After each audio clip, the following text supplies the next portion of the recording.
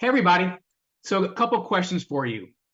Think about a time like this that imagine if you were what you would do if you join a new company and you're sitting down with your boss, the CRO, and she says, oh, by the way, you can never talk to anybody in marketing ever because we don't get along. What do you do? Or you join a new company and they say, oh, by the way, all the headcount I promised you and the systems I promised you, reallocated that budget. It's all gone now. So make do with what you got. Or some other scenario where all of a sudden you go to meet with your boss and they cancel every single one-on-one you're supposed to have, such that by the end of the third month you've never spoken to your boss. So these three scenarios have two things in common. Number one, they're all very real and stories that were told to me, and also ones where they did not work out. The candidate had to leave the company because, like, this sucks. I'm out of here. This is not working out. And when I talk to these folks about these situations, I never want to blame the victim, but I ask very innocently, like, hey, by the way, just random question. When you were joining the company, were there any yellow or red flags that you saw but chose to ignore? And more times than not, they say, yeah, I saw this and I was just so excited I ignored that. And that's what we want to talk about today. This idea that when you join a company, there's always some inherent risk. And the question becomes, can you mitigate as much of that risk as humanly possible? And that's what we're diving into today. Because we all get excited, we all want a new job, and sometimes you want to join a company even knowing all their warts. We want to go in eyes wide open. And so how can you ask the right questions? How can you go deep such that there are little to no surprises? And so for this conversation, I called up one of my dear friends, John Dougan, who's here with me.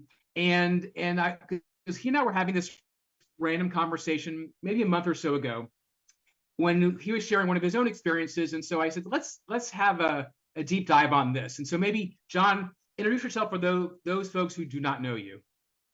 Dave, certainly. And I got a little bit concerned in that preamble, considering that I'm 4 weeks into a brand new job. But I promise you that this one is a decision that I am ecstatic about and truly learned from experiences past in order to make sure that I made the right decision in the company that I joined. So right now I lead what we call revenue acceleration and performance at Dayforce. And again, like many people out there, it is a rebrand for what I believe the future of enablement has to prepare for and where enablement needs to focus in terms of the outcomes that we drive towards, starting with the end in mind. And so prior to that, I spent what feels like a lifetime at an amazing company with a brief hiatus somewhere else. And so, Dave, I know we're going to talk about that. Yeah, and let's dive into that because you've been around, you've done a lot of stuff in the enablement world and some really cool examples. But I know when we're talking, so you joined this company at a certain point, and let's start with what were your expectations going in when you joined the company? Fair. And I think we had a conversation about this, Dave. So going into the company, and I'll say, for anybody that looks at LinkedIn, I've been at Workday for a lifetime, and I love the company very dearly. But I truly feel like I grew up as an enablement professional within that company, with whether it was added responsibility, whether it was expanse of the role, whether it was learning from some world-class people that I got to partner and work with. One thing that I absolutely started to attach to my identity, though, was efforts that were being done in reinforcement, even more specifically, coaching, right? Helping people be more aware of themselves, the people around them, the environment they're in, and the choices ultimately that they make. And so when I found out that our company had invested in an organization who focused primarily on coaching as a service, and not only coaching in a way that helped people recognize or actualize the best of themselves, but actually coaching that provided performance imperatives for sales. I saw an opportunity to join an organization where I felt like my passion and the purpose of an organization truly met in the middle. And so that was that was probably the emotive state that allowed me to remove some of the expectations that I'd normally have. But I went in all guns blazing, going, if this is a role, it is the role designed for me. Right. It spoke to your passion. It spoke to the thing that you like. This is where I choose to focus a lot of my energy, and when you double down on that. Um, were there promises made, or like were there things that you know you were told this is how we're going to be doing? Like, are there sort of things that they set a stage that did not quite pan out that way? Actually, the expectation management in joining the company was very well laid out, by both the hiring leader and the executives within the business. I felt like I was told, you're gonna be dropped into a desert and you're gonna have to find your way out. And in many respects, that was true and probably a little bit overly critical Okay. of where they were. But what I will say, and this was on me, not the organization, is I hadn't done enough due diligence around where the organization actually was from a performance standpoint, Hmm. nor had I had the right level of conversations in terms of what enablement was, where it sat, and some of the roles and responsibilities that would be part of the function. I think that was kind of where the misalignment started, if you will, Dave.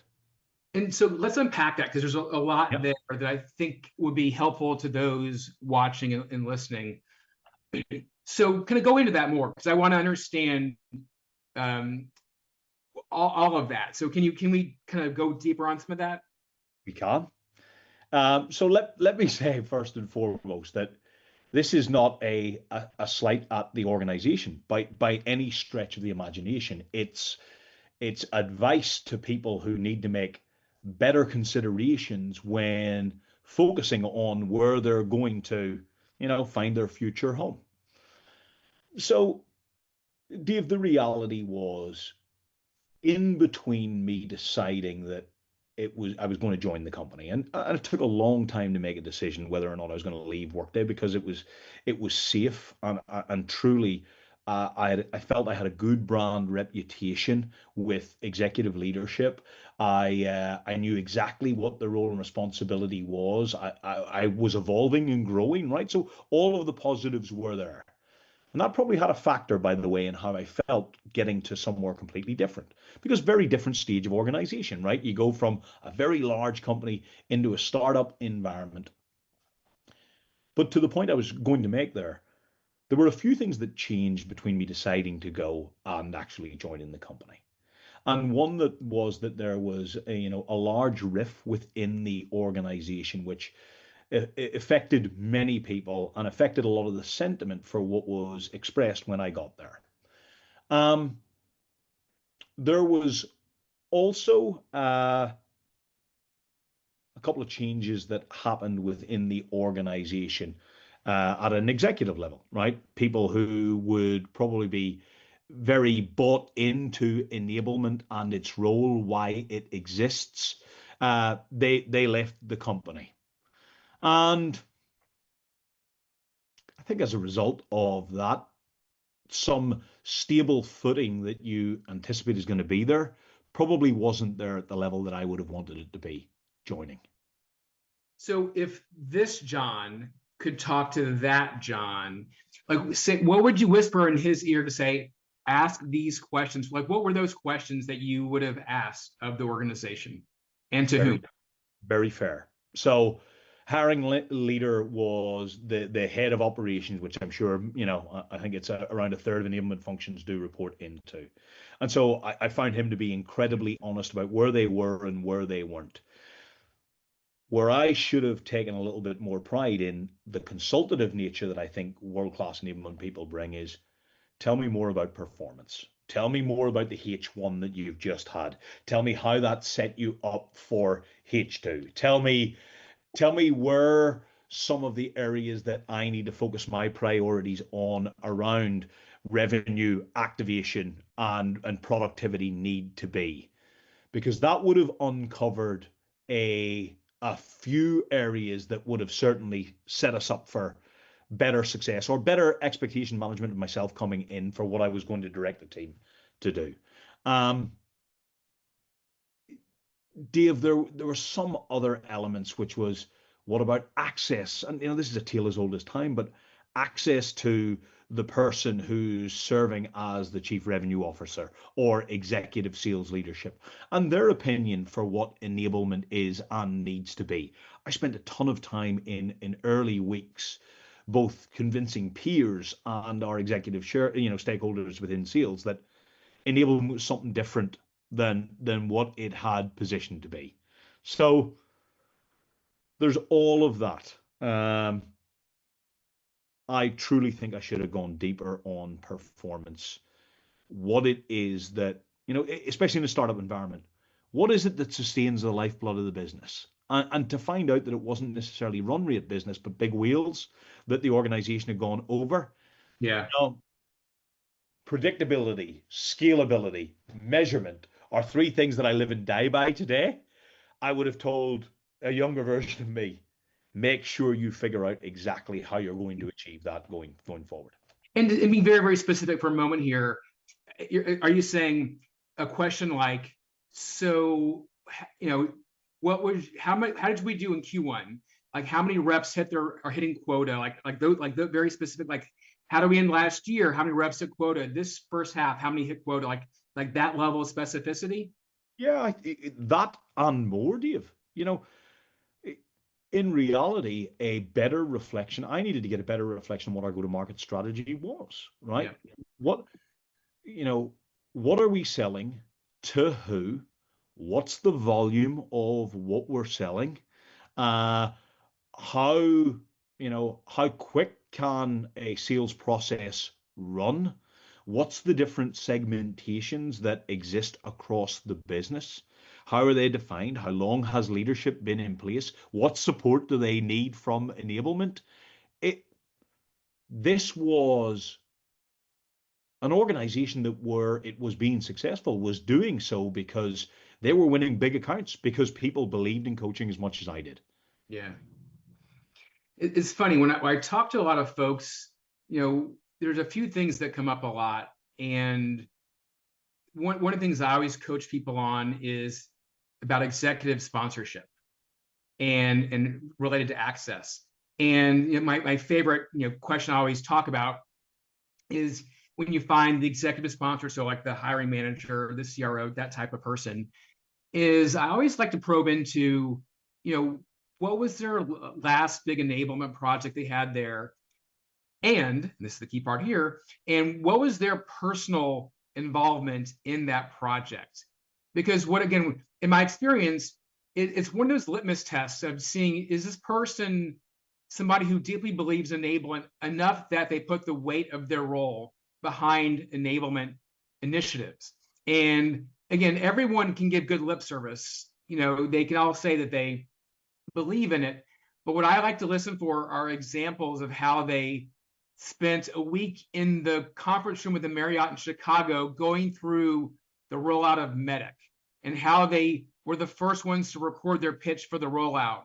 And because these are starting to give examples of how they lead by example and they believe in initiatives. And they're not just like, I paid for it or I sent out an email, but they really are going to do it. One of the best examples is, I won't name names here, but one of our enablement friends had a CEO who basically said to the organization, we're doing this big kind of pitch certification. If yours is not done by next Friday, I will consider that your resignation. Like that's putting the weight behind the initiatives, and they believe in it. And there was somebody who didn't get it done, and they were gone within 2 weeks. And so I get as a couple other examples to paint the picture of things you want to probe around to understand, like, are they in it? Do they believe in it? Are they going to put their money where their mouth is on your enablements stuff or not? And so I can share those couple of things as other things you want to kind of probe around, because you're just looking for areas of risk. And how the business is doing is one. Executive sponsorship is another very big one that I oftentimes think is healthy to probe around.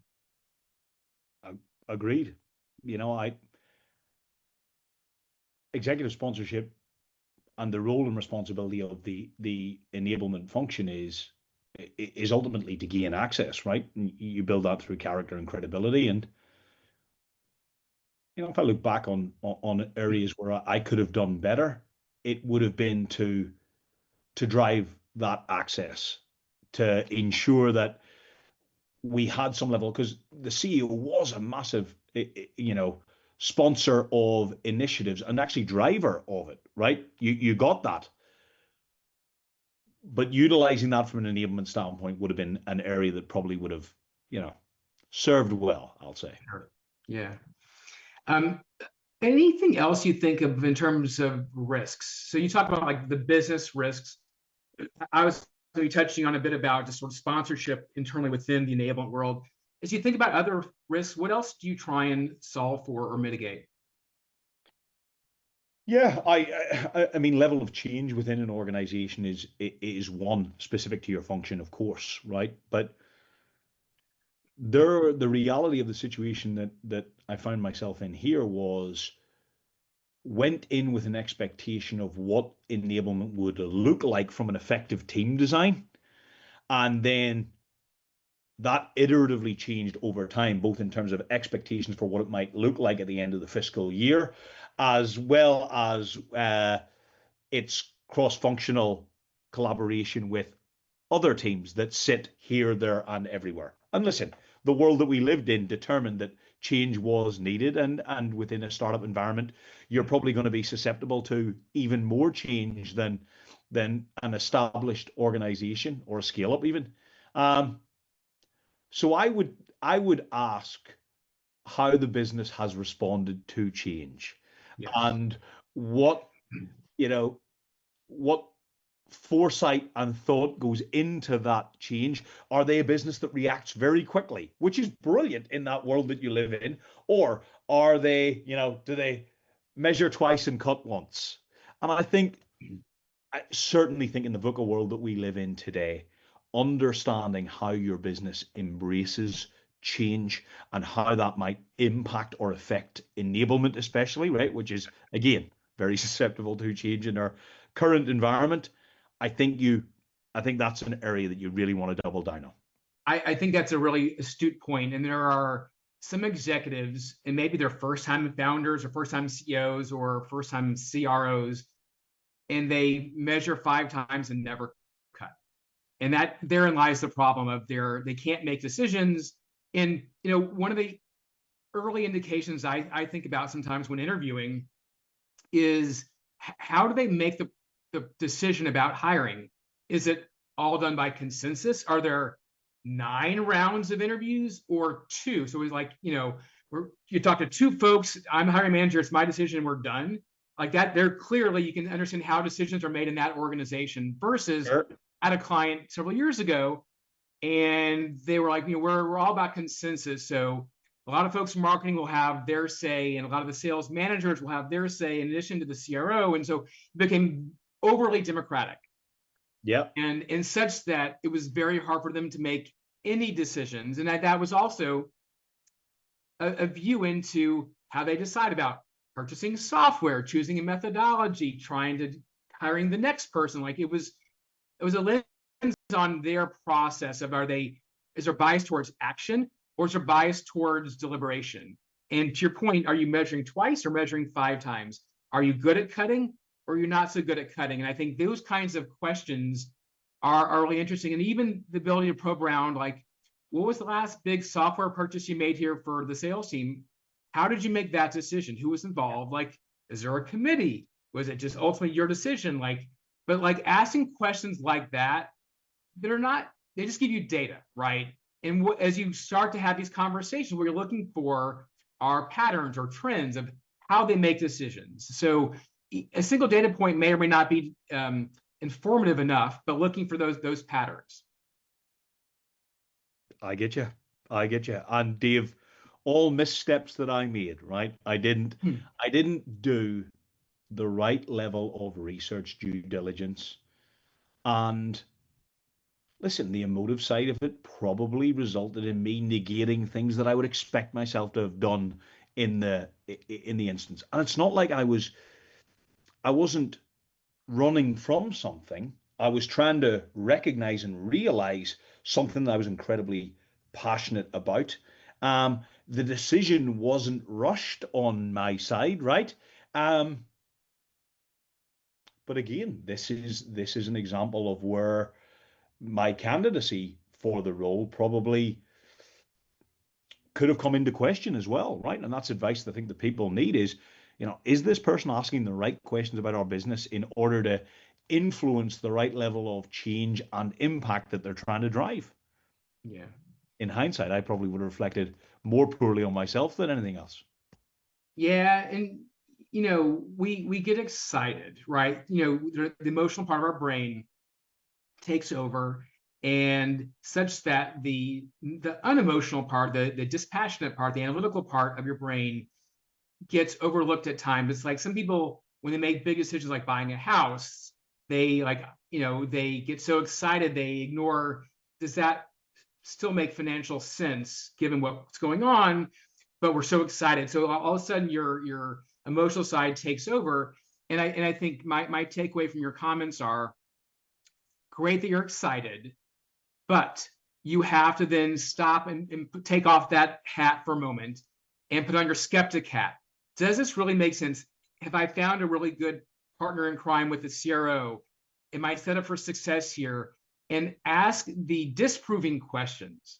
Mhm. And because again, all you're going to do is gather data, and it's either going to prove that you made the right choice, your emotions are right, or start to give you some data that maybe you don't really want, but it's important for you to have. But I think that the skeptical questions, the hard questions, are what you have to ask.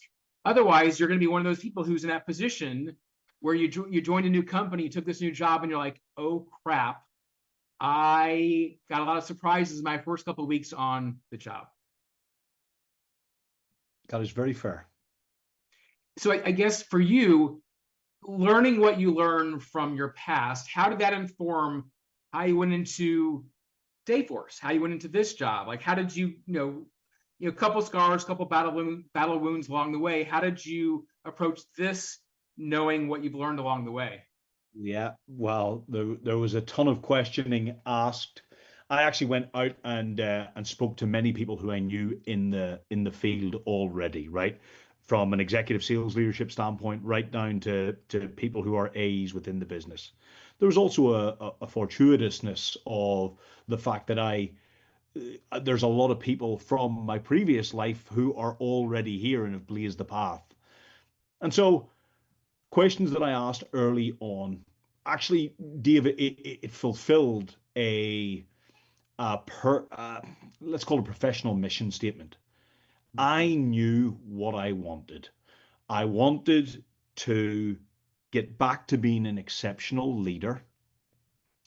I wanted to ensure that I owned something that generated revenue or assisted in generating revenue.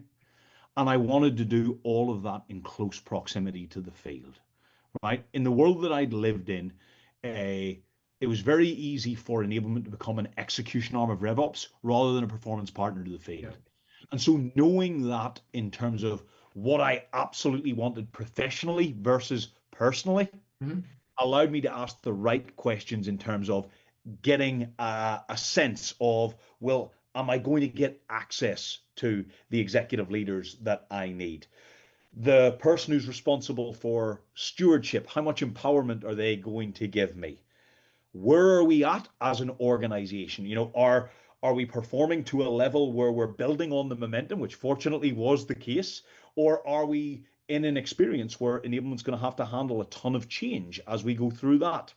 Um, I would argue, or at least contend, that the research element for what enablement is, why it exists within the function, and how we'll know that they're successful was top of my list in terms of asking the right things in order to figure it out. And I mean, I spoke to, outside of stages of any formal or informal interview process, I probably spoke with 20 plus people before Wow. this company. And so, once bitten, twice shy. And again, Yeah. let me be very clear. Yeah. Once bitten, twice by based on my mistakes. I really made sure that this was the right opportunity that was I hope holds a very long-term future for me. I love all that you just said. I want to just dive deeper on something you said just for a second for the folks who are listening. So you talked to 20 people or so, and I take your point of you're asking about access, you're asking about performance, you're asking about a few different things. How to whom were you asking the questions? Was it like CRO directly of like, how does my access to you work, or other executives? Was it you asked a lot of different people to try to triangulate of how people get access to this executive? Like, how did you mechanically and very specifically ask those questions? Like, please go deep, because I think this is where the real gold is. And so please, can you expound a little bit? I can. So if I talk about the conversations with CRO, for example, I asked about the future of the organization. I asked about their plan, objectively what they want to achieve, right? What their ambition is, reliant on a little bit of probably coaching capability there. But then I also asked, what's the company doing in AI? How is that being embraced by the field? Do we understand that, how are we driving acceptance and awareness as part of change initiatives?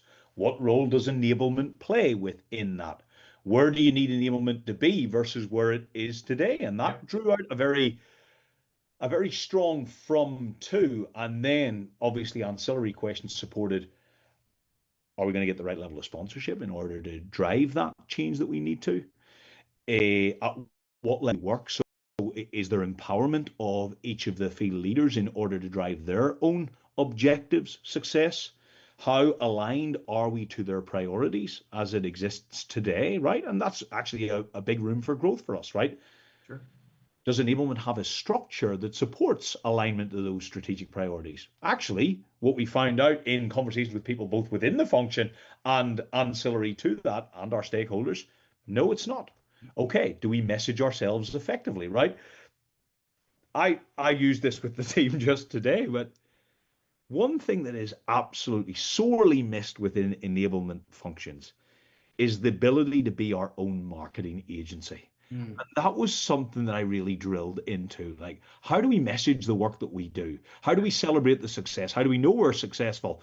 And, at what level does that need to be shared with the CRO? Well, I send him bi-weekly updates on everything that we're doing to date, right? And 4 weeks into a job, that means he's got two. He's getting a third at the end of this week. But honestly, the sense of empowerment I have, not only from that, but also in speaking to the RevOps leader and doing my due diligence there, because we share a large network of people before I joined the organization. But where do you lean into enablement? Where do you empower enablement to be what it needs to be? Well, the fact that I joined a business and was able to rebrand the function within a day tells you where that is. And it also allows for better proximity to being that performance partner to the field and being completely in lockstep with RevOps as part of that journey. So I know that's verbose, Dave, but No, there's a lot of gold in there. And I'll piggyback something I've had other people do that I think mirrors what you're saying about your 20 people. There was a candidate I was working with on a role probably 2 years ago, 3 years ago.